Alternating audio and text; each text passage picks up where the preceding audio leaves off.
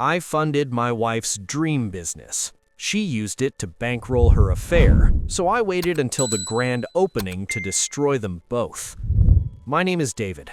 For 10 years, I was the man behind the curtain. I was the silent partner, the supportive husband, the guy who worked 60-hour weeks in corporate law so my wife, Elena, could find herself. I didn't mind. I loved her. I thought we were a team. I thought that her success was our success. But 3 months ago, I found out that I wasn't her partner. I was her ATM. And while I was paying for the lease, the ovens, and the marketing for her dream bakery, she was sleeping with the head baker I hired. I didn't scream. I didn't cry. I'm a lawyer. I deal in contracts, clauses, and loopholes. Instead of confronting them immediately, I let them dig their own graves. I waited for the most important night of their lives, the grand opening, and I buried them alive. Here is the full story. Elena always wanted to own a high-end bakery. She talked about it on our first date.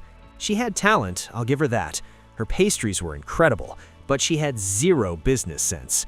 5 years into our marriage, I finally got a massive promotion. I came home and told her, "Let's do it. Quit your job. I'll fund the bakery."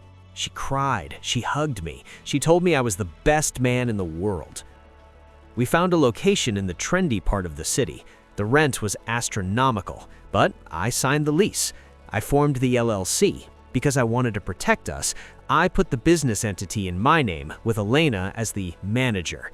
She didn't care about the paperwork. She just wanted to bake. We needed a head baker for the breads and technical stuff. That's when Julian entered the picture. Julian was 28, Elena is 32, I'm 35. He was pretentious, had tattoos of whisks on his forearms, and talked about sourdough like it was a religion. I didn't like him, but Elena said he was a visionary, so I hired him. I paid him a salary higher than I probably should have, coming out of my own savings. For 6 months, I was a ghost in my own marriage.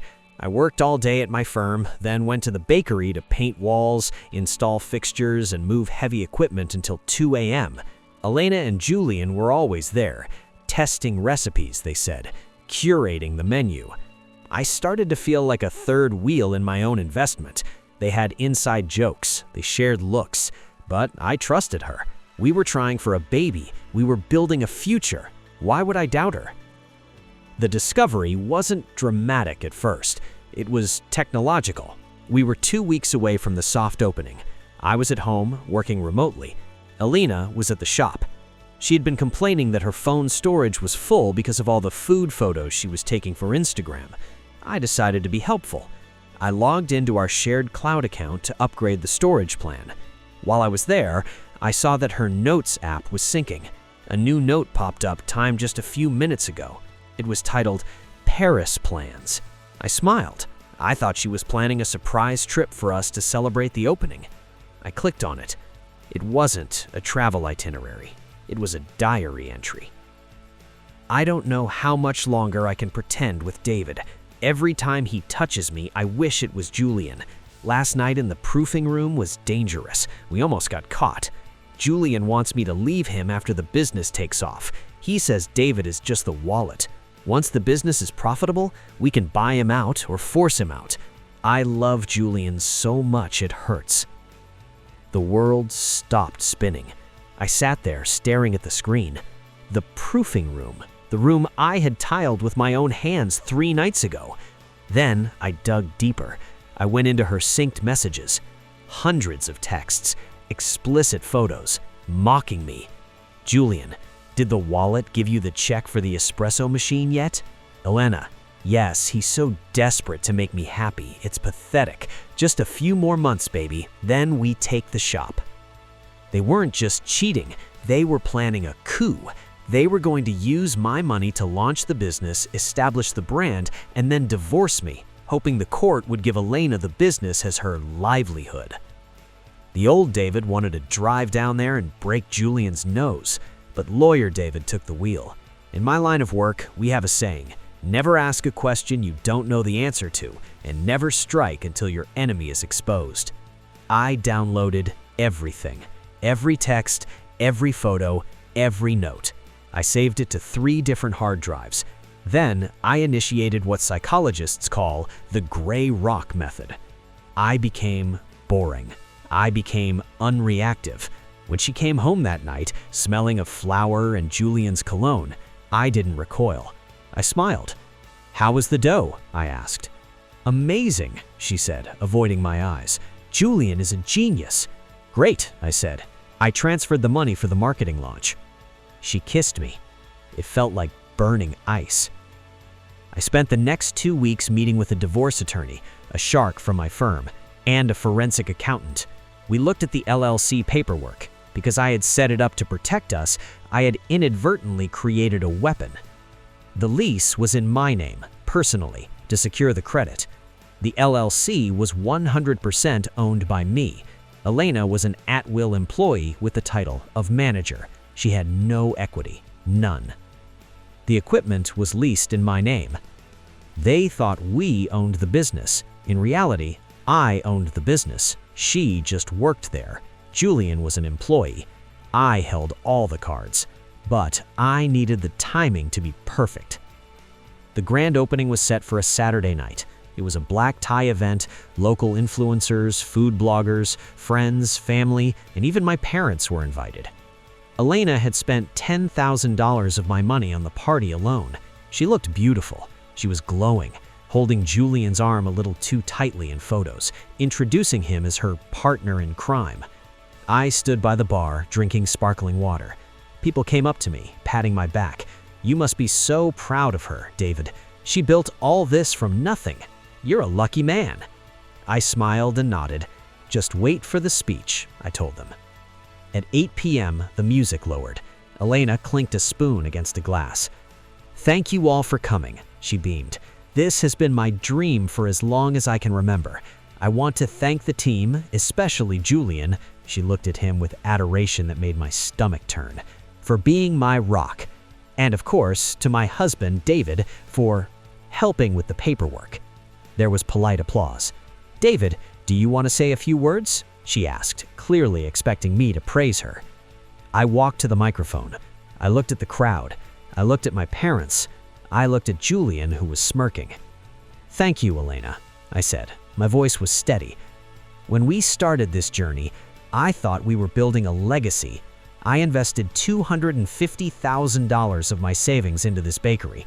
I sanded the floors. I painted the ceiling. I did it because I loved my wife." The room was quiet. It sounded like a touching tribute. "But," I continued, "business is all about transparency, and recently I discovered some discrepancies in the partnership." I pulled my phone out. I had connected it to the large projection screen behind me, which was supposed to show a slideshow of pastries. Instead, I mirrored my screen. I opened the Paris plans note. It appeared 10 feet tall behind me. "Julian wants me to leave him after the business takes off. He says David is just the wallet." Gasps rippled through the room. Elena turned around. Her face went pale white. She dropped her champagne glass. It shattered. "David, what are you doing?" she whispered, horrified. "And then," I continued, ignoring her, "I found the text messages." I swiped. A screenshot of Julian mocking me. A screenshot of explicit plans they had for later that night in the kitchen. The room was dead silent. My mother had her hand over her mouth. Julian looked like he wanted to run, but he was trapped in the corner. "So," I said, turning to look at them, "since I'm just the wallet, I decided to close the wallet." I pulled a piece of paper from my pocket. "This is an eviction notice. Since the lease is in my name and I'm the sole owner of the LLC, I'm terminating the business effective immediately. The locks were changed by a locksmith 20 minutes ago while you were all listening to the jazz band. The security guards outside have been instructed to escort all staff off the premises." I looked at Julian. "Julian, you're fired for gross misconduct. Good luck getting a reference." I looked at Elena. "And Elena, you're fired too. Also, I filed for divorce. The papers are on the counter next to the croissants." I dropped the microphone. "Okay," I placed it down gently. "I paid for it." I walked out the front door. The chaos that ensued was, according to my brother who stayed behind, biblical. Elena had a panic attack. Julian tried to fight my brother and got knocked out by the security guard I hired. The guests, the influencers and bloggers, live-streamed the whole thing. The bakery never opened for a single day of business. Because I owned everything, I liquidated the assets. I sold the ovens, the mixers, the furniture. I lost about $50,000 in the end, but it was worth every penny. The lease? I paid the penalty to break it. I considered it the cost of freedom. Elena tried to fight me in court. She claimed she had sweat equity in the business, but my lawyer and I destroyed her. The evidence of the affair, combined with her plotted intent to defraud me, force him out, meant the judge had zero sympathy. Because the business never made a profit, it had no value to split. She walked away with nothing. No bakery, no husband, no money. And Julian? The restaurant industry is small. When word got out that he slept with the owner's wife and plotted to steal the business, no one wanted to hire him. He moved back to his parents' house in another state. Last I heard, Elena is working as a shift manager at a chain coffee shop. She tries to call me sometimes. I never answer. I spent the next year rebuilding. I went to therapy, I traveled, I took that trip to Paris alone, and it was magnificent. They say revenge is a dish best served cold, but I think revenge is best served like a failed soufflé. You let them rise, you let them fill with hot air, and then you watch them collapse under their own weight.